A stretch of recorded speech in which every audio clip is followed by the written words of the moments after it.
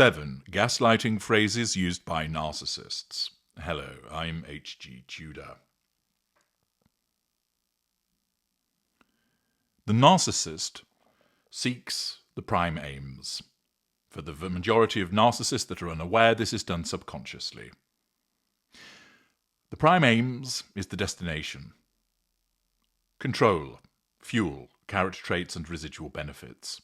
Not all will necessarily be sought every single time, but at least one of those items is required in relation to an interaction between a narcissist and another person, or the potential interaction between a narcissist and another person. The prime aims is the destination. The manipulation is the road that leads the narcissist to get to that destination. There are lots and lots of different manipulations utilized by narcissists, and one, a common one, is for the narcissist to go along gaslighting boulevard to get to destination prime aims. Gaslighting derives from the 1944 film Gaslight and became popular in the mid-2010s. It's also the case that gaslighting has entered more popular parlance as of late and is actually used too broadly, because it would appear that many individuals use it talking about somebody telling lies, and it's more refined than that. Gaslighting is a form of psychological manipulation. It's a form of emotional abuse. The aim is to cause the other person to doubt their own reality, their memory, and affect their sanity. This is done by denying facts, by invalidating feelings, by claiming that certain events didn't happen or didn't happen in the way that the individual believes. The aim of gaslighting is to enable the gaslighter to achieve control, to draw fuel, to perhaps access character traits and residual benefits. It's not so simple as just issuing a lie, although lies are involved in gaslighting.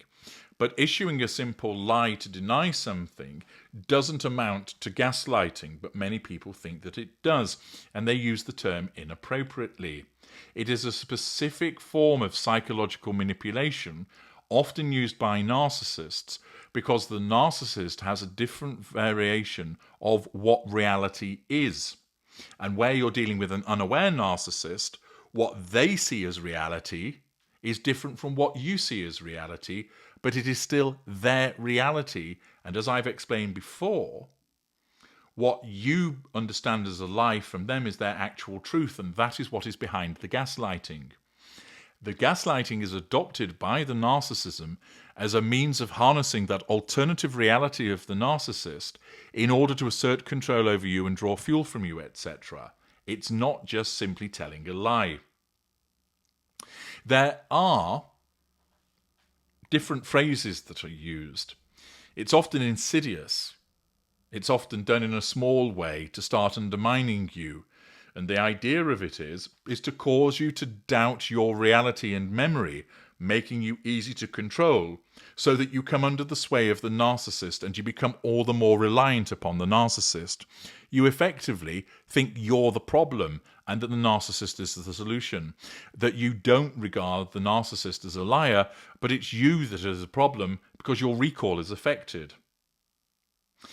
I'm going to provide you with 7 examples of gaslighting phrases to help you recognize when they're being used. Number 1, you're overreacting. It's not that bad. This invalidates your memory and your reality by suggesting that what you're experiencing is nowhere near as bad as you believe it to be. And, for instance, the narcissist might do something whereby they praise an ex in your presence to provoke a jealous reaction from you to harvest your potent negative fuel. You confront the narcissist, and the narcissist will respond by saying, "You're overreacting. It's not that bad." By labeling your reaction as excessive, your feelings are being invalidated, planting the seed that your perception is flawed. It protects the veneer or the facade of the narcissist by making them seem like they're not the abuser. It enables them to maintain to the outside world that they aren't causing a problem with their comment, that it was an innocent enough comment, and it's you that's the problem by way of your over-the-top reaction. This is used repeatedly and done so during devaluing behaviours to erode your self-trust, making you more and more reliant upon the narcissist for validation. Number 2. I never said that. You must have misheard. Memory manipulation is a cornerstone of gaslighting, and this is a phrase that's often used. It's a form of denial, but it's also a denial whereby there is a suggestion that you are the problem, that it's your perception of what has gone on that is flawed and faulty. Accordingly, it might be the case that the narcissist has issued lots of promises about what will happen in the relationship during the love bombing of you, yet they're not delivered. Accordingly, you recall that the narcissist said that he would do this or that, and you hold or seek to hold the narcissist to account by reminding them of the things that were said. The narcissist denies that. I never said that. You must have misheard me. The narrative is rewritten to make you believe that your memory is unreliable. It exploits you as an empath's inherent decency. You assume good faith and begin doubting yourself rather than continuing to accuse the narcissist of lying. It preserves the grandiosity of the narcissist. The narcissist is infallible. Any contradiction stems from your error. Number 3. Everyone thinks you're crazy. Even your friends say so. You believe that your friends like you. You believe that your friends are supportive. And yet here's this person telling you that not only are you crazy, everybody thinks you are, and even your friends say that. This, again, is triangulation, but also gaslighting, because the narcissist is causing you to doubt your perception of the way that your relationships are. It enhances the control that the narcissist has, severing you from your support networks who might cause you to challenge the narcissist's dominance. It relies upon paranoia on your part. Could your friends have said that? One of your friends did make a certain remark the other day, or didn't they seem a little bit reluctant to meet up with you? Perhaps they do think you're crazy. The narcissist deals in absolutes. It's this or it's that. They don't doubt themselves, but you do. You have a propensity to doubt. You query. You see things in shades of grey, and that's exploited by the narcissist engaging in such gaslighting. Number 4. You're too sensitive. Can't you take a joke? Humour as a veil for cruelty. This gaslights you by causing you to doubt your reality, by causing the narcissist's barbs to be seen as innocuous, that you're the problem. The narcissist might mock your appearance, your intelligence, or your vulnerabilities in front of others, harvesting fuel from your humiliation and the group's laughter. When you express pain in respect of that, the narcissist tells you, you're too sensitive. Can't you take a joke? In other words, it's your perception that's flawed. It's just a joke. There's nothing to get bent out of shape. And thus you, again, question yourself. Are you being too sensitive? Are you overreacting to it? This enables the narcissist to avoid being exposed as being the unpleasant person, and you are the one that ends up doubting whether you are the problem. Number 5. That never happened. You're making things up. Outright denial of events is part of gaslighting's blunt instrument, and the use of this phrase eradicates inconvenient truths. The narcissist has raged at you, smashing objects, hurling insults. Only when you later bring that up, you're told that never happened. You're making things up. Not only is your recall flawed, but it goes even further to manipulate your reality by causing you to be seen as the liar. It's not just a faulty recall, it's more than that. You've gone beyond a problem with your memory. You are actively making things up because you're an awful person. And again, the individual that's on the receiving end of that would perhaps start to think to themselves, am I a problem? Am I making things up? Is there something wrong with my memory? Am I lashing out?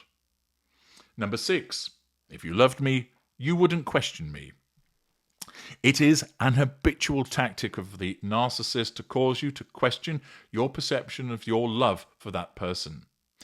You believe that you love this individual, but you're caused to question your love by the narcissist suggesting that if you did truly love me, you wouldn't be asking these questions of me. Ordinarily, your questioning is entirely legitimate, but as you know, questioning the narcissist threatens the narcissist's need for control. The narcissist must nullify that threat to control, and in the circumstances, this means ensuring that you question you, not them, and thus the gaslighting is done. It's an emotional blackmail which is intertwined with gaslighting. The phrase conditions loyalty through doubt. When you probe the inconsistencies of what the narcissist states, then the narcissist responds with, if you loved me, you wouldn't question me. This equates inquiry with disloyalty, gaslighting you into believing your views are betrayal. Number 7. You're remembering it wrong. Let me tell you what really happened. Once again, the fault is your memory, but we, in a grandiose way, are the holder of the truth. We understand the reality and we're going to set you straight. So not only is your reality wrong, but we're going to demonstrate to you how you're wrong because we are the bastions of all of truth. It is the ultimate rewrite. The phrase commandeers narrative authority. After an argument where the narcissist's faults are evident, the narcissist will interject. You're remembering it wrong. Let me tell you what really happened. Which, of course, is then followed by a distorted version which favours the narcissist. This asserts the cognitive superiority of the narcissist, dismissing your perspective as inferior. It sustains the narcissist by enforcing dependency on the narcissist's truth. But the internal conflict that arises with you causes the production of resentment-based fuel. Ultimately, by doing this, the narcissist is seeking to enmesh you, whereby your reality actually becomes that of the narcissist. These are 7 phrases, regularly and repeatedly used by narcissists to gaslight individuals, whereby the gaslighting is a psychological manipulation and a form of emotional abuse to cause you to doubt your own reality, memory, and sanity. By doing this, the narcissist finds it far easier to control you and draw fuel from you. I'm H.G. Tudor. Thank you for listening.